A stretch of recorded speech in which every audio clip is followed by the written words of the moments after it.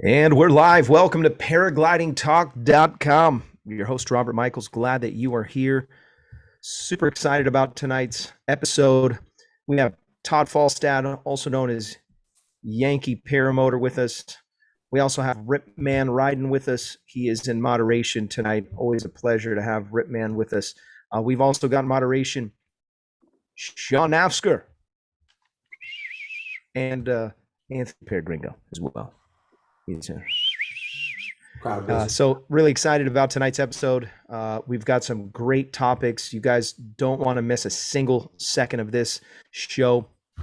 A lot of people that watch that are not subscribed. I was surprised to find that out.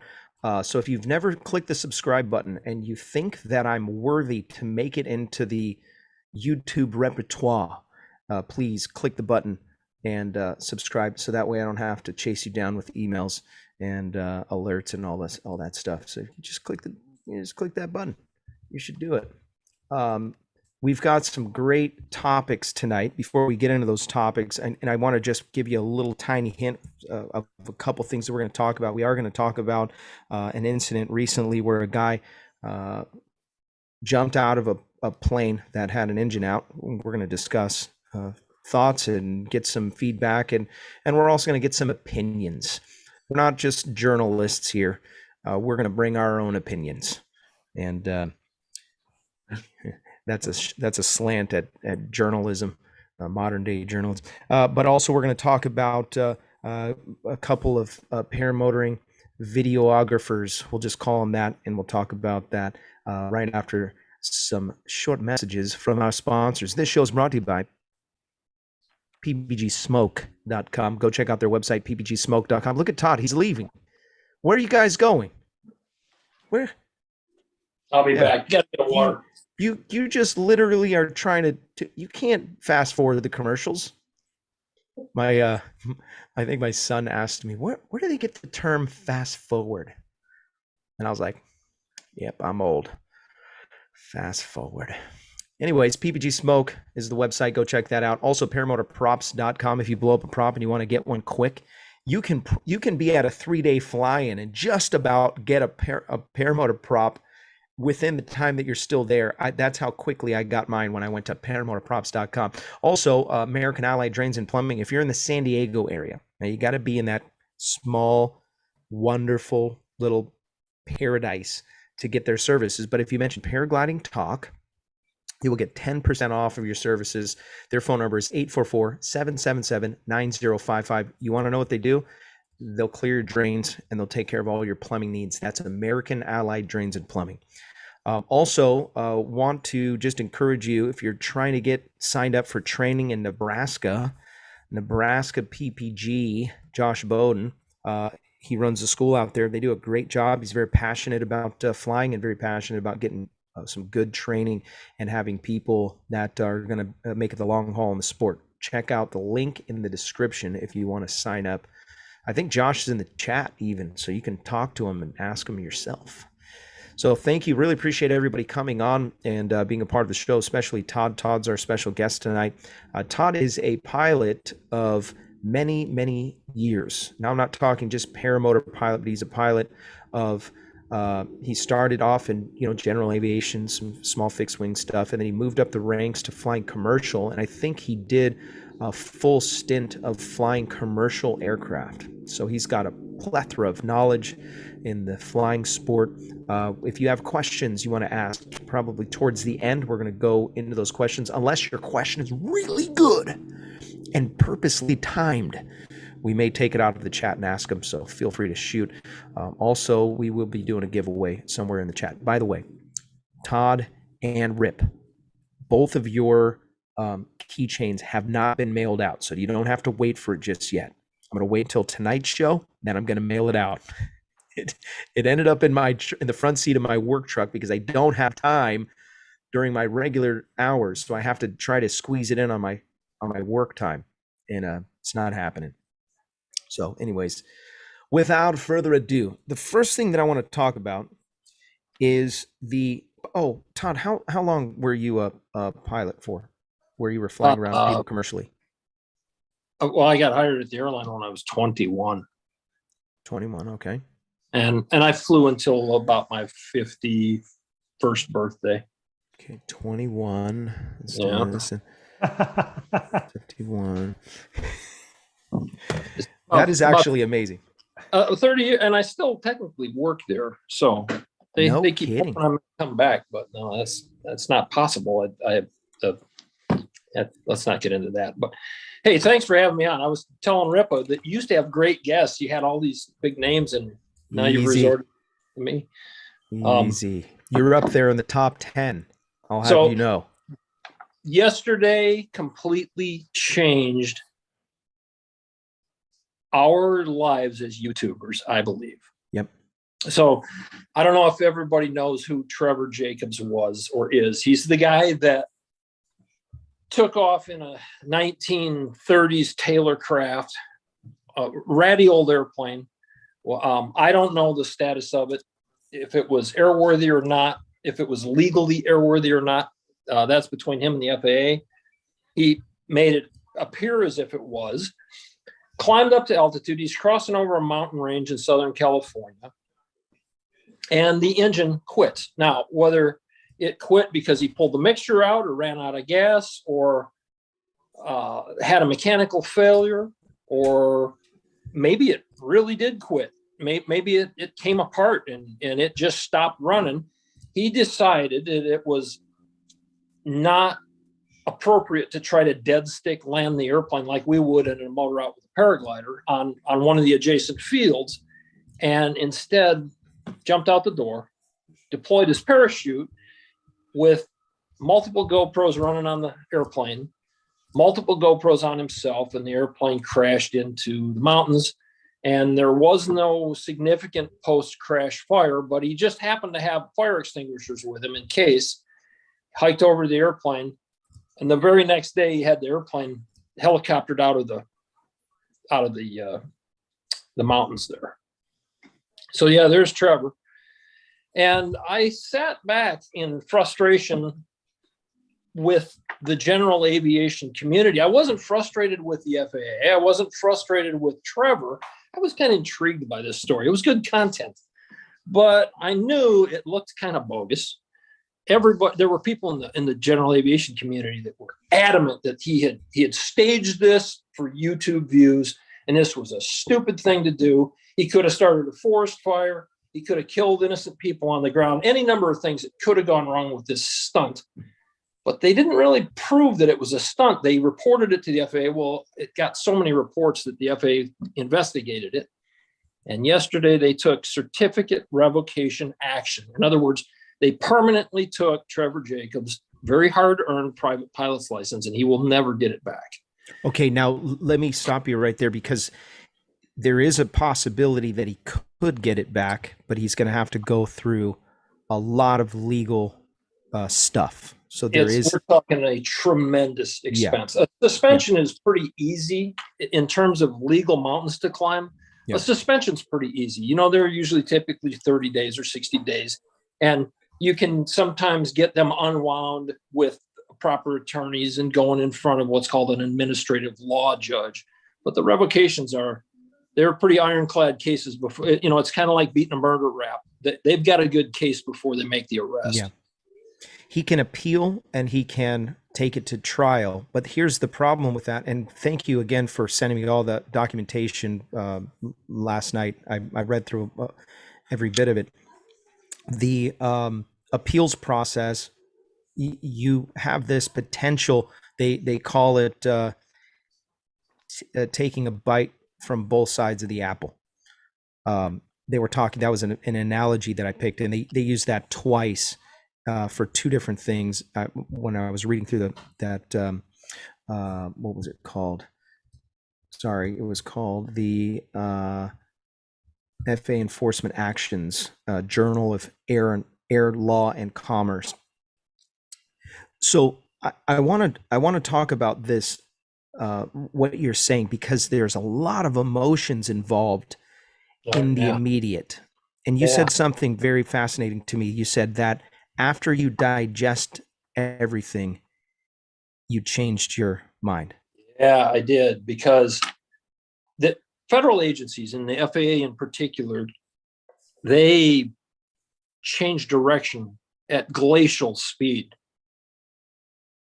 And yesterday, by taking Trevor's license, they calved a glacier iceberg. This is a landmark. And Robert, can you see how this has anything at all to do with paragliding or paramotoring? Little nervous. Huge. The ramifications are huge. Yeah. We all know, we see it out there. We see videos out there all the time of fringe behavior that some people are insistent this is illegal, and some people are, well, like myself, this is good content. I enjoy this, but FAR 103 was written in the late 70s and adopted into law, I think sometime 79 or 80. And I was working on my pilot's license then, and I didn't pay much attention to it because I was on the other side. I was on the certificated side of learning how to fly, but I knew that it existed. And one of the interpretive documents that is kind of packaged with FAR 103 tasks or admonishes people that are going to participate in FAR 103 aviation, flying, ultralight aviation, to police our own community. And how many times have you seen on Facebook where guys will say that we don't want the regulations to change? Well, in 40 years, they haven't changed. And if you think that we're doing dumber stuff than they were doing in the early 80s, you're dreaming. I know a friend here in central South Carolina. He landed his airplane on the busiest intersection on the busiest highway in Columbia, South Carolina at rush hour. It created a traffic jam 19 miles in each direction. So there was a lot of dumb things then that the regulatory statute weathered without being changed. So when I would see these guys on Facebook critiquing somebody that posted some marginalized video on YouTube, I didn't really see that as a potential threat. I never really thought, oh yeah, this could happen. Guys, stop foot dragging the power lines or whatever. And that changed yesterday. So let's talk about that. Yeah, let's unpack that. So let's talk first about what are qualifying factors for revocation when it comes to fixed wing, and then we'll talk about paramotoring, because these are the two very common most of the direction that the FAA gets comes from complaints. You know, hey, we were out at the beach and this airplane buzzed right by us and I didn't appreciate it. And I got his N number and I got his picture, and somebody calls the FAA and says, hey, is this legal? Or, hey, I want to report this. So if the caseload for the investigator in the local flight service district office has the time, or particularly if it's a recurring complaint or it's complained by multiple people, they start to investigate it. They take the N number, they go find the guy. You've seen this happen with Tucker Gott when he gets a phone call from the FAA, and it initially starts out as a fact-finding mission. You know, they try to, in the kinder, gentler days, they try to modify the pilot's behavior. They try to make sure that he's aware of the fact that he did something wrong. And what can we do to help you change your behavior so this doesn't continue to be a problem? Well, not everything is so kid glove approached by the FAA. Some of this stuff they take a hardline stance on. You know, flying over open air assemblies of people, buzzing people. The one that's in that article that I didn't realize was at the top of their list is low flying over beaches. It happens in Southern California a lot of that. Yep. Summertime over the beach. They're prepared to absolutely drop the hammer on you for violating that. Now this is certified aviation, so that's not necessarily paramotors. Right. Yeah. But I think what it comes down to is we have our own safety constraints and rules too. You know, we're not allowed to fly over people. And if you were consistently and somebody had video and complained about it and it got to the FAA, I think that they would move to investigate, you're going to be hearing from an investigator. But now the change is they are considering video evidence posted online as gold. Yeah. Is it flying over people? Obviously, it's flying low over people. And what do they consider low? Is it 500 feet? Is it? It's discretionary. That is what is very dangerous about the potential of, you've heard the rule, absolute power corrupts absolutely. There's this dangerous slippery slope. And this is what we're getting at. What they did yesterday was they crossed a line and said, there is no defense to what we're taking your privilege. And they don't have a full plethora of evidences. They just have maybe a handful. I think what was it? There's like 10 people that are ultimately in charge. There's 100 field guys, and then there's it comes down to a very small amount of people who are going to make this ultimate decision for this guy.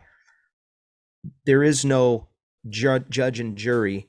There's no jury and a defense, and they're swooping in and taking. So I kind of had I kind of was going to backtrack a little bit. No, that's all right.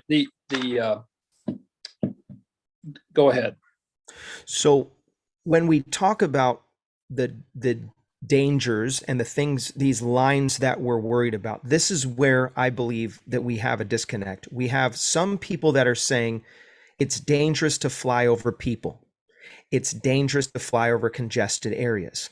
It's dangerous to fly under bridges. And those three things are all three of those are legitimate concerns. We had a plane crash in the heart of our city. I think it was 1984 here in San Diego. It had some 200 people on board, and it was out of a nightmare scene. It was one of the worst things that I did a little research on it and saw some of the pictures. It was horrific. They piled up body parts. I mean, they were there's still people that they never figured out who they were, identify them because of how that was the midair collision with an airliner Cessna. And a Cessna, right? Yep, right there in front of the 805 and North Park.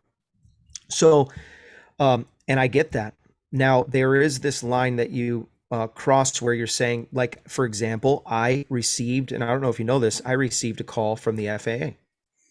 And so I talked to their field supervisor or their field guy, and he began to just ask me questions, inquiring of my videos.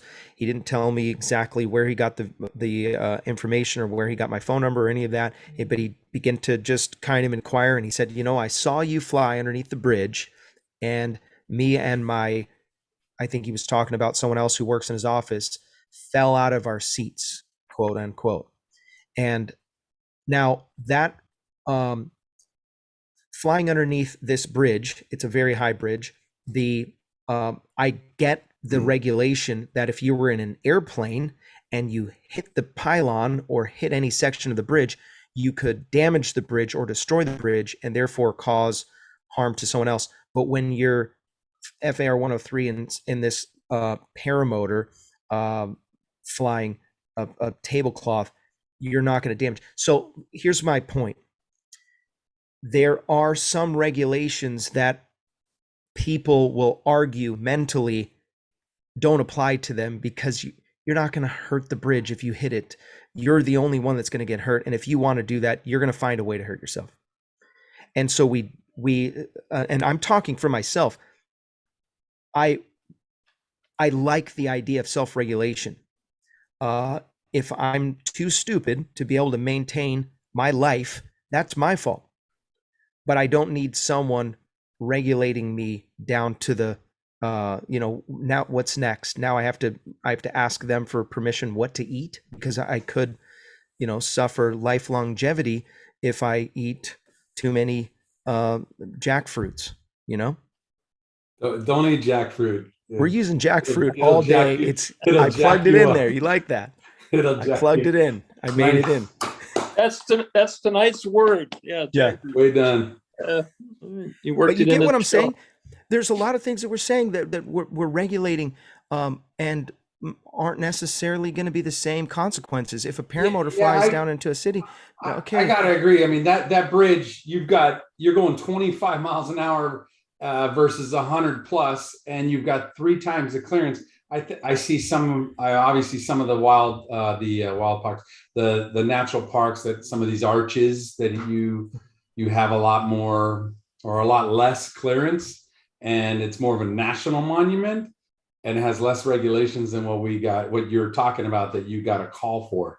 So it's pretty. So some of these misguided pilot actions from the FAA come from the fact that even within the FAA, there are people that don't really know what 103 says. There's a guy at our local airport who I honestly believe, until I told him, he worked at the FAA as a maintenance inspector for 35 years, retired from the FAA. I don't believe he even knew FAR 103 existed because he was a maintenance inspector. They don't have anything to do with FAR 103. So, pointing that out to them sometimes can immediately defer that falling out of the chair problem, because when he fell out of the chair, he decided he had to call Robert. Yeah. Whereas if he would have known ahead of time, oh, wait a minute, this is a 103 operator, we got a different set of rules. Oh, okay, we wouldn't have done that, but we don't fly paramotors, so we don't know. So did you put that on YouTube, Robert? No. Oh, did I flying underneath the bridge? Did I post the video of that? Yeah. Yes, I did. Did it get a lot of views? No, not very many. He's watching, he was systematically going through multiple videos of mine, and he brought up, I had a engine out. Without my engine, I was free flying. I took a thermal to the top of lift, and then I went on glide to my next destination, did not find another thermal, and ended up landing in a park. And the regulatory agency pointed that out. So interesting. Did you make him aware of the fact you do the show on Thursday nights? I did. Now, this is where it got very disappointing to me, and I'm not saying that I'm against the FAA. I'm not trying to create a clashing or some kind of a battle. That's not what I want. Nothing good can come from that. Yeah. Right. And the fact of the matter is, these guys typically love flying as much or more than we do. And there's a small fringe in there that are not pilots. And I also picked that up in reading what you sent me. But nevertheless, who's in charge? They started in this just like you and I did. They loved aviation. So I get that. We're all on the same page. And that's why I believe that there hasn't been more overreach and more things happening. Could it be that they're getting nervous because of the midair collision that we had recently? Could it be that? That's a really good point. Yeah. Could it be that there's more intensity because of the amount of footage that's available to show people, you know what, I can do that? Could they have woken up to the fact that aviation is being used in many instances as the tool of social media to make people's channel content a little more interesting? Yeah. Well, this is the trap. And we were talking about this earlier with Rip. We make videos. We like people's feedback. We like the entertainment value. Rip called you out and said, it's because the shock value, that's what brings us in. We want to watch people's stuff like, oh my gosh, what's he going to do now? He's going to land in the parking lot of Walmart. Oh, wow. Well, let's see what's going to happen. Who's going to react to that? Who's in the parking lot? Who's going to say anything? Is Walmart going to be mad at him from walking in with a paramotor? We want to know. We're looking for that reaction.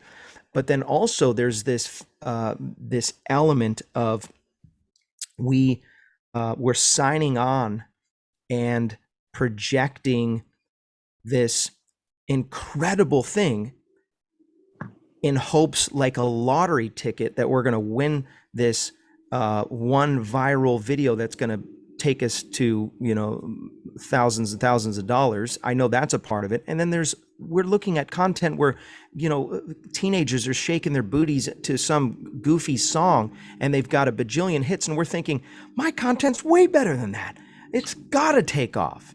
So Will Fly posed this question in the chat. He says either they crack down hard on the bad doers, or thus protecting the sport for all of us, or more regulations. And Will, to directly answer your question, I felt until yesterday they weren't doing anything. So what's the elephant in the living room, Robert? We got to self-regulate. No, there's one elephant in the. Anybody on the panel? Gringo. He's the elephant. No. It's a YouTuber.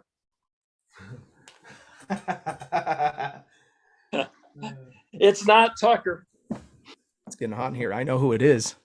All right, let's give something away.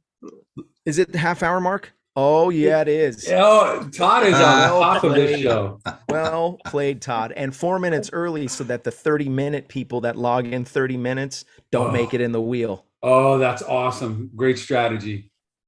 Wow. Yeah, I would say that was a great diversion tactic there. Yeah. Very good. I stopped listening to the radio because of commercials. Just irritates the fire out of me, but I got to mention some commercials. One of those is iFly Indiana Powered Paragliding. If you're interested in flying paramotors, no better place to get the proper training than iflyindiana.com. Kevin and his team will get your feet off the ground. Also, the show is brought to you by Lone Star Paramotor. If you're in the Lone Star Paramotor state of Texas, Lone Star state of Texas, you can reach out to Ron Turan. He has a great group there to help you to learn how to fly properly. And he's got a great safety record and a great school. And so you can reach out to them by going to their website. It's lonestarparamotor.com. All right. No more names. I'm done with names. No more names. Oh, look. Travis DuPont. He said, Dell or Chucky. All right. See my screen, right? Let it rip. All right. No pun intended, Rip Man. The spin of this wheel is brought to you by Calamity Kite Clinic. If you want to learn how to kite your glider better, you want to be a better pilot all around, sign up today at calamityKiteClinic.com. Lots of names. Lots of people watching tonight, huh? How many seconds do I have to wait before we congratulate? 64 seconds. Yeah. You got to wait. You got to keep waiting. See, Rip Man, he hits the button and it just goes, and it stops. That's it. Boop. It's going to be no suspense. A blank. Why is there a blank? There are several blanks. I do that so that way I can put more names in without having to stutter and end up in the middle of somebody else's name. A lot of names that I've never seen before. Look, it's either Robust J. That's Rob Rust. Ugly Raptors. Let's do it. Rob Rust 99.9. I butchered that. 4 seconds. 1, 2, 3, 4. Congratulations, Rob Rust. Rob Rust, I need you to go to the website, paraglidingtalk.com, and I need you to go to the contact section and fill out the contact form. Send me your information. I'm going to mail you something special. Don't you want to know what it is? It is a retractable keychain to hold your phone when you're flying so that your phone doesn't fly away. Hey, funny story, Robert. Yeah. I was flying the other day on the beach and I went to get my phone out of my pouch and it wasn't there. And I'm looking around. Freaking thing was hanging by the thread, like on the side of my hip. Oh my God. Been there, done that. Yeah, that's the first time that's ever happened. It actually happened to me free flying the other day too. I came in super hard landing. I got it on video. That's the thing. It only takes once. Yeah. By the way, Hot Buttered Steve Productions donated $10 to this super chat. He said, I've learned a lot from Todd once. He said, Steve, you've got to know when to hold him, know when to fold him. Speaking of arguing with the guy once at a roulette wheel over what he considered an odd number. Steve is an odd crickets. He is just.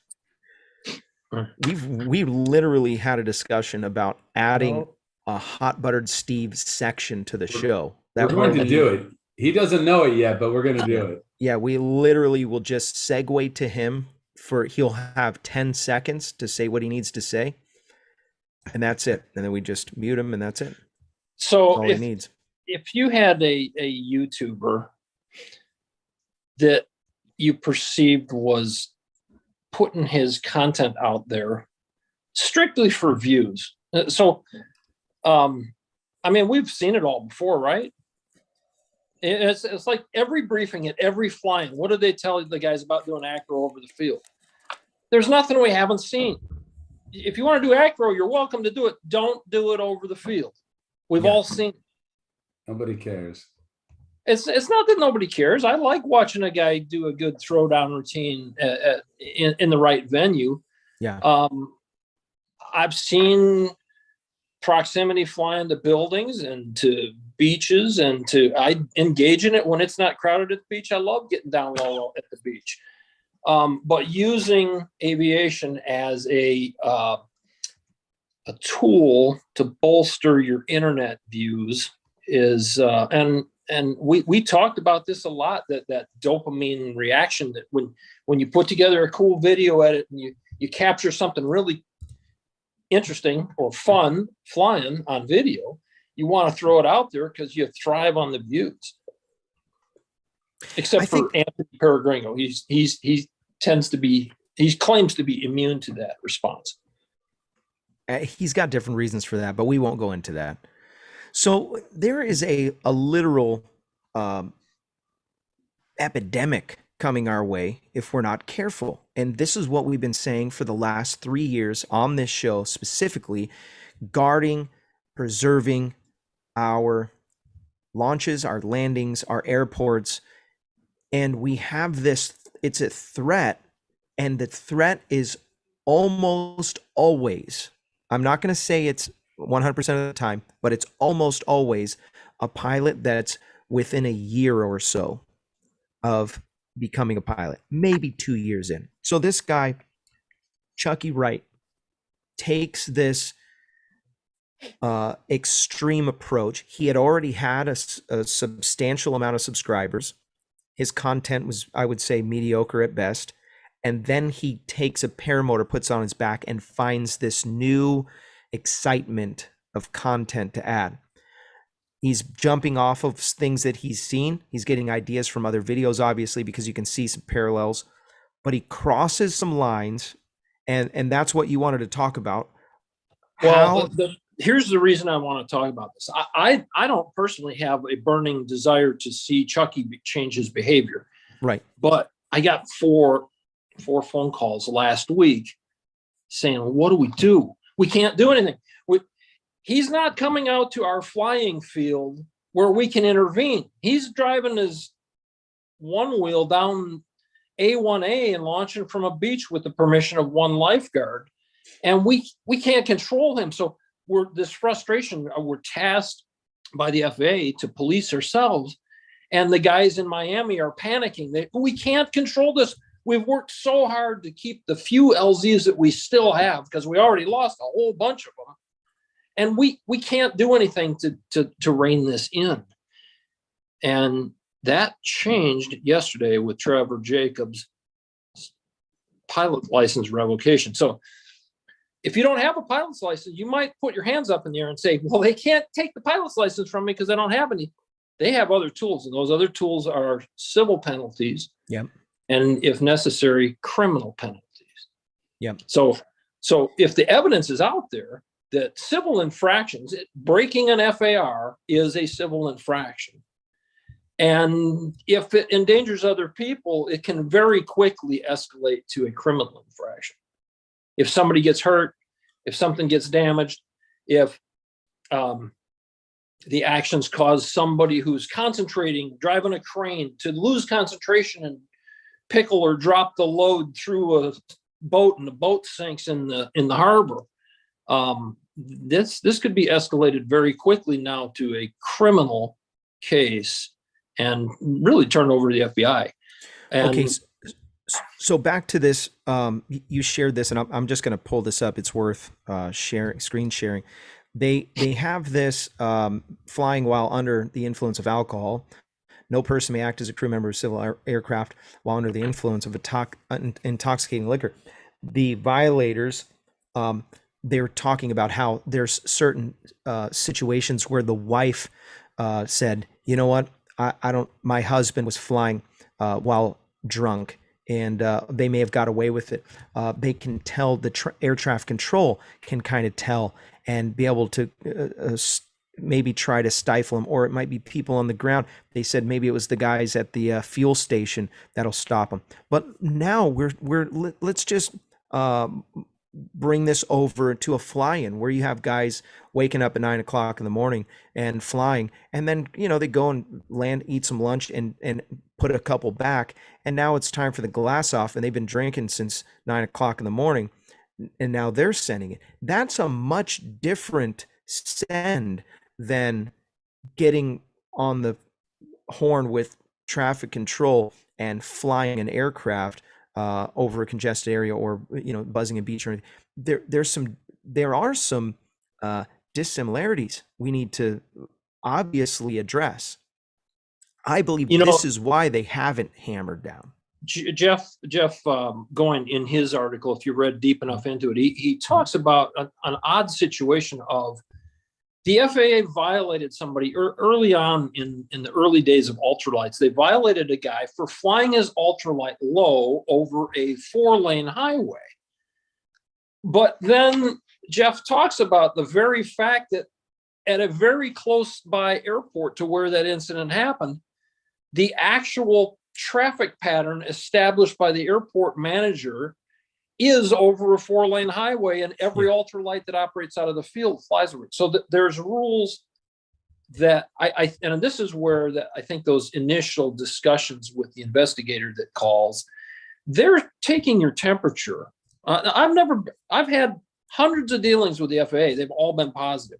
They were all about airman certification, sending guys that I had endorsed for getting their pilot's licenses. Routine inspectors in my jump seat when I was a captain at the airline. Hundreds of FAA. I've never been on the receiving end of one of those phone calls, and I'd really like to not ever be on one of the receiving end of phone calls, because it can go either way. And their initial take is, how receptive is this guy to changing his behavior? How entrenched is he in continuing his bad behavior that we want to curb? And if there's any sense of that, they're going to drop the hammer. Yeah. So especially if there's any kind of pushback that they're going to get, because they're the regulatory agency that's been tasked with keeping people safe and keeping, the community in that same vein, they've shared or tasked us with that responsibility to police our own community. There it is.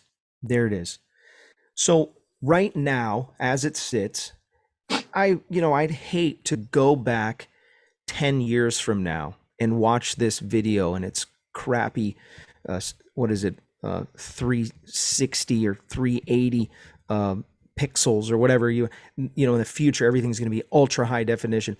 But if 10 years from now, we look back and we go, man, we had it so good. Where did we go wrong? I would argue that we went wrong by not regulating and saying something where we should have.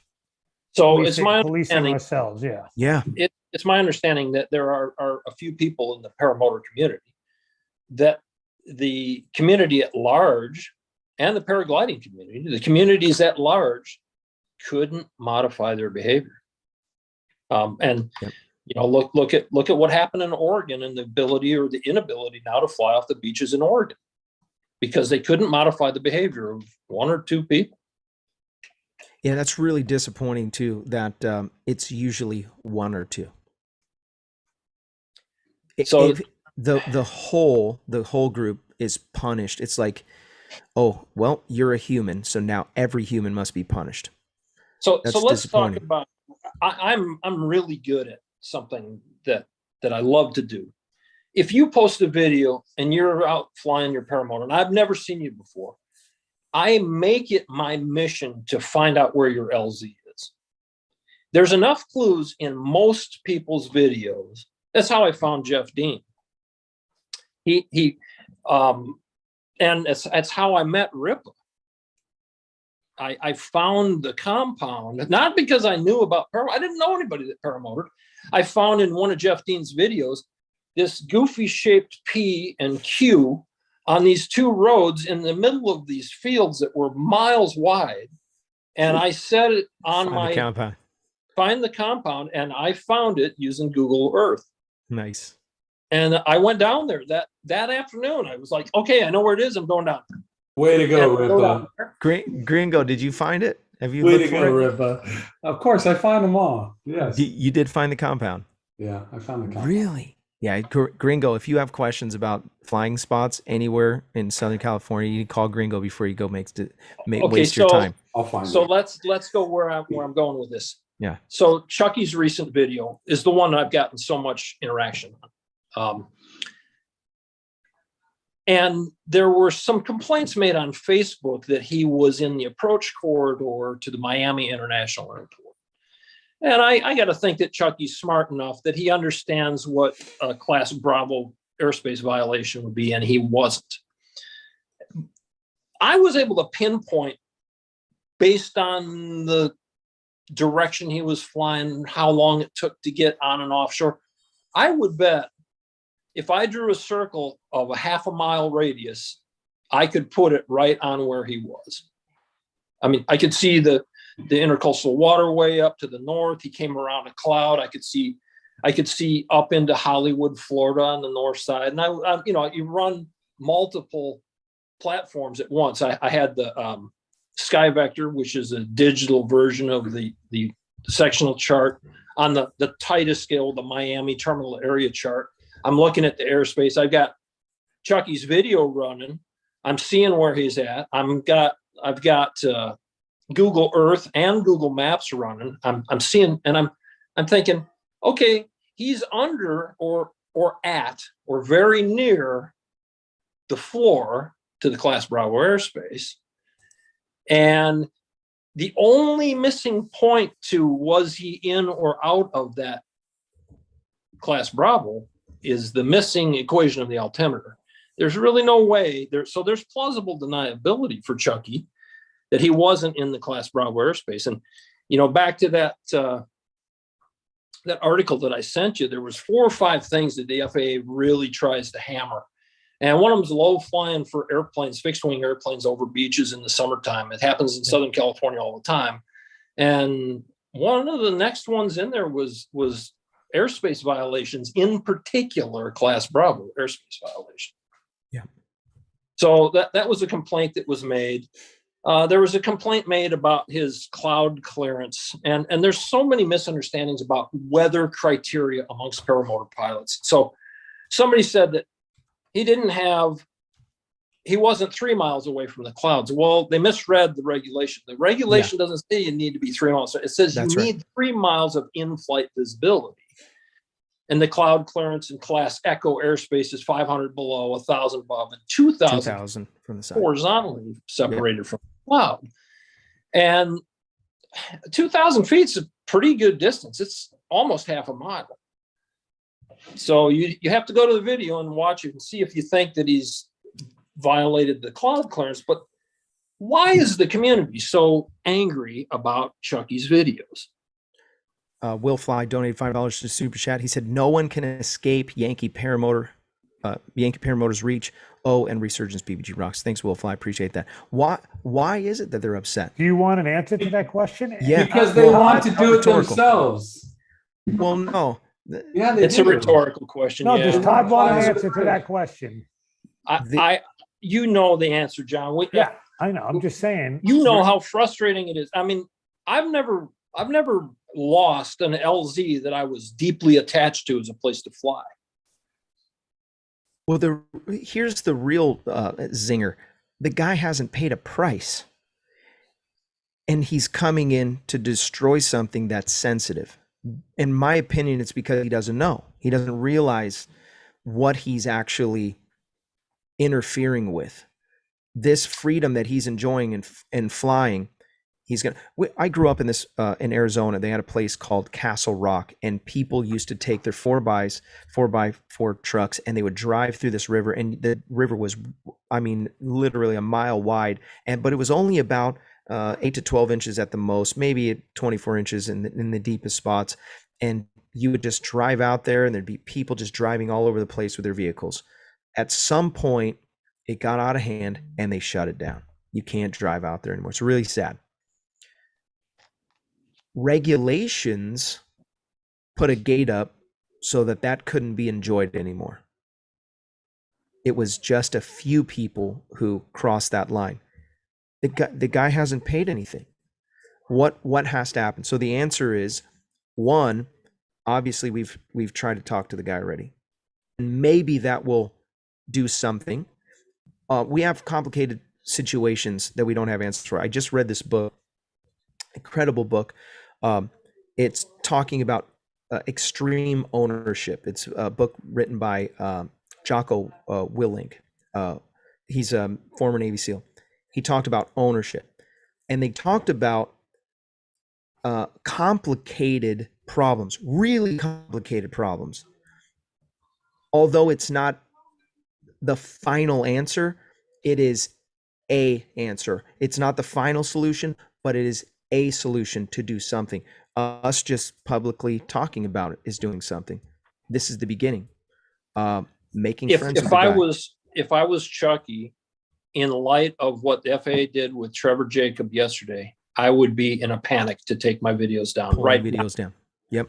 Because whether there's plausible deniability for everything he's done or not is inconsequential. There's so much fringe behavior since he's moved to Florida being published online that I think it's easy for the FAA to build a case that there's absolutely no regard for the rules. I would be shaking my head. And why? I'm sorry. Go ahead. No, that what Todd just said was really everything that needed to be said. Yep. You know, there's so much fringe behavior, and you know, they're going to build a case against him or the paramotor community.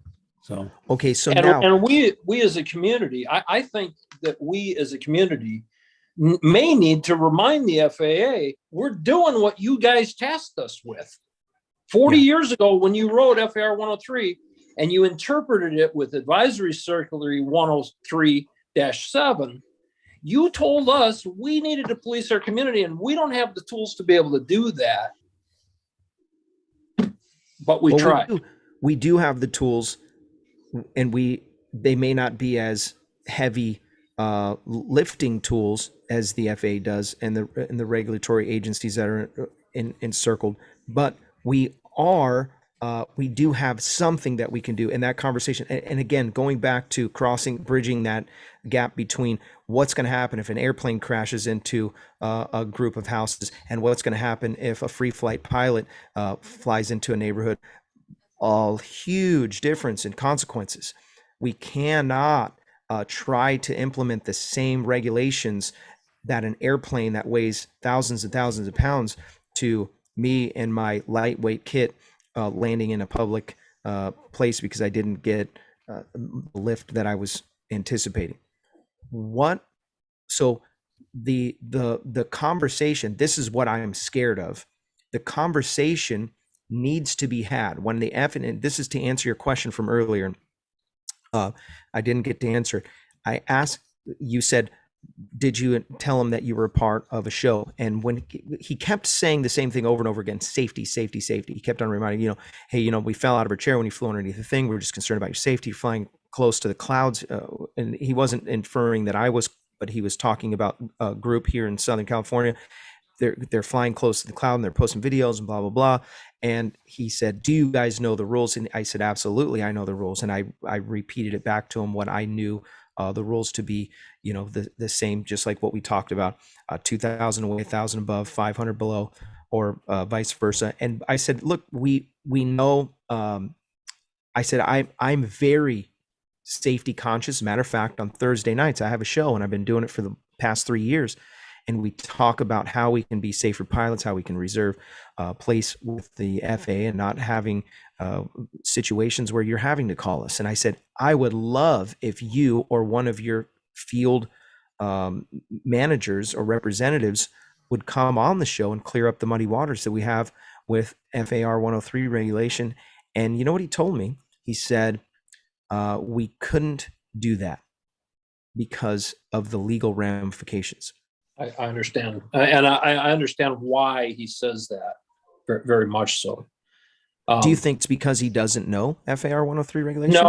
No, I think it's because if he misspeaks one little bit, it can be used as the landmark turning point for it could undo lots of standing revocations and suspensions because he says something it might be as simple as him misspeaking. It wouldn't necessarily have to be a misunderstanding. He's not going to put that out there. So this is what's disturbing to me, that we have a regulatory agency that is telling me that I must obey their rules and regulations based on their interpretation. And there's a very broad stroke telling me flying underneath a bridge with a paramotor was dangerous. He can take that. He was, this guy, Robert Michaels, was flying a paramotor under a bridge, and that was dangerous. And we're now going to take legal action, fines, $10,000, revocation of possible future pilot licensing and general aviation or whatever. They can do whatever they want. But there's still a lot of questions. Why can't we have a conversation? So that was disappointing to me. I'm just airing my grief. I sense your frustration. Yeah. And I think that's, I remember reading, I used to be an AOPA, Aircraft Owner and Pilot Association member, and I'd get their magazine, and in the back of it, they always had a couple very interesting standing features. One was a docket where they would go over an accident and talk about the causes and what led to the accident. And then the other portion of it was what the FAA had done. And there was a story that I remember about a guy taking off. He was mad at the FAA examiner who was in an airplane at the end of the runway on the runway. He was on a taxiway holding short. And this guy took off and he accelerated to as fast as he possibly could without climbing and went right over the top of the FAA examiner's airplane, which if the airplane wouldn't have been there, it wouldn't have been a problem. It would have it wasn't necessary. He could have climbed and followed a more traditional departure profile, and he got violated with the catch-all careless and reckless operation of an aircraft. Yeah.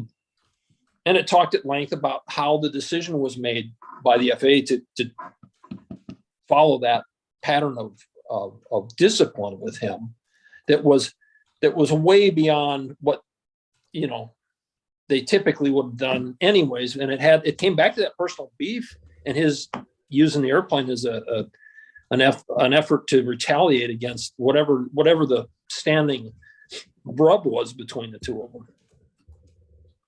And they threw him to the wolves, big fines, lost his license. Yeah, that's disappointing.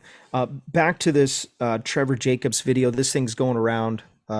This is a fixed wing pilot. If you don't know what happened, the guy got in his plane, covered it with cameras, and then had an engine out and jumped out of the plane. Now, at a very distant glance, it looks to be that he was not intending on crashing his potentially $40,000 plane with instruments and all the things that are involved.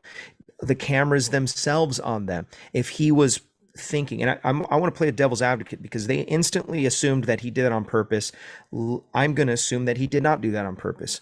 I don't know that the FAA instantly assumed it. The general aviation community at large said this doesn't pass the sniff test. Nobody wears a parachute. Nobody's got that many cameras. But Yeah. the general aviation community at large is slow, like the FAA, to wake up to the reality of social media. Yeah. It's the same thing with, we're seeing an uptick in violence, right? We're seeing more aggressive, violent acts because we have more cameras everywhere. We have people with phones in their hands, their cameras in their pocket. You know, you've got cameras on buildings. Everyone's worried about their stuff being stolen. There is an uptick in violence, but there's more of an uptick of seeing that violence and document it. Yep. So that's what is different than what was when this was written. I think we already went over that. Can this guy, Trevor Jacobs, have a public case that it was an accident? This guy is now, I don't know about you, but I dream to have my own airplane. I can't imagine what it would be like if I crashed my airplane. I'd be devastated. The fact that the guy went and cleaned up the mess right afterwards. No. You gotta look at. There's another YouTuber out there, Whistling Diesel. You ever watch his stuff? Oh yeah. He buys up these trucks. They're tricked out trucks, and he destroys them. Oh yes, I have heard of this. And a lot of them need to be destroyed. They're poorly engineered, poorly built, and he spends a lot of money. $25,000-$30,000. But when you look at the income value of monetizing the video where he destroys a $40,000 truck, it's just the cost of doing business. He makes way more money than he paid for that truck by creating the content. Our guy has, what is it, 100 and something thousand subscribers? I think he's at like 130,000 now. Yeah. So that video right now, he posted it 2 weeks ago or something like that. He has close to 1.8 million views on the video or something like that. Okay. So doing a little math, I don't know that he's made enough yet to recoup his losses in his aircraft and instruments. And when you throw in his legal bills from what the FAA is going to do to him, he's behind the 8 ball. Yeah. Okay, maybe. Yeah. I was thinking the main problem that he has, he's not going to be able to recoup the money he lost in the fuel that was in that plane. Yeah. Yeah. That's the big spoiler. I mean, that was worth more than the plane itself. And a sheet of plywood that was in there. You weren't ready for that one. I've got hopes for the future in the fact that there are people having conversations like this. So I appreciate that everyone, you guys have come on here, everybody that's in the chat, that you're thinking, that you're proactively involving yourself in stuff like this. I know this show, sometimes we're corny, sometimes we're whatever. We've got some guests where we're serious, some guests where we're just having a ball. But whatever it is, I really appreciate everyone who's been a part of the show and given themselves the time to watch the show and invest in the show. Moderators, all the guys that are involved, you are doing something for the community. And I also want to mention 2 sponsors. One is Resurgence PPG. If you want to support our men and women of uniform, you can do that by making a tax-deductible donation to them. Go to resurgenceppg.com. It is a great organization. They do great things for our military community and for the community in general. Just a brotherhood that's unlike many. Also, Torrey Pines Gliderport, they're a sponsor of the show, specifically Max Acro Paragliding. MaxAcro.com is the website. If you want to get yourself involved in a SIV training course, maybe you're a paramotor pilot, or maybe you are a free flight guy, you can really get a good handle on your flying. I did an SIV with him. He has incredible organization with everything that's involved, from the tows, the operations, everything that's involved in the ground school ahead of time. Really impressive stuff. Go check out his website, maxacro.com. Go sign up on one of his trips. He's doing all kinds of trips this year, by the way. Sign up before they're all full. Any other questions? Any other things that we want to touch on? And we're going to go to the after show. Todd, thank you so much for coming on. I really appreciate your perspective. Not many people pay as close attention as you do to stuff, especially when it comes to flying. And it's because you have such a great vision with your history in the not just in the sport, but in aviation in general. So I really appreciate your opinions, and thank you for being a moderator of the show for so long. I appreciate you having me on tonight. It was a lot of fun. Chucky, I hope you watch this, and I want you to know, when people call me out of frustration, they're at their last straw. They're at the end of their rope, and they've tried. They're just frustrated. And the Miami guys have worked as hard as any group of pilots, with the possible exception of the Torrey Pines group. Any of the groups of pilots around the country, the Miami guys and the Torrey Pines guys have worked the hardest to continue to be able to engage in our sport. And I'll just leave that at where it's at. So thanks, Robert. Yeah, thank you. Thanks, Rip, man. I appreciate you coming on the show. Thanks for having me. Hope your wing comes in today, man. Or tomorrow. We'll believe. He's got a wing coming soon, and he could barely handle it. Also, thank you, Anthony Peregringo. Appreciate what you do. Sean, thank you for what you do and what you bring to the show. We're going to go to the after show. If you want to be a part of that, of course you want to be a part of that. You can just put your email in the chat. We will send you a link. It should cover up your email if you don't want everybody to know. There's 55 of us or whatever. You're allowed to swear in the after show, by the way. No, you don't need to do that. You don't need to cuss in the after show. Jeez Louise. What's wrong with you? No penalties. This guy. Thank you for all, by the way, all the Patreon supporters and the supporters on in the super chat. You guys are awesome. So we'll see you on the next one. If I don't see you on the air, I'll see you in the air. Thank you so much for watching. Have a great night. Good night, everybody.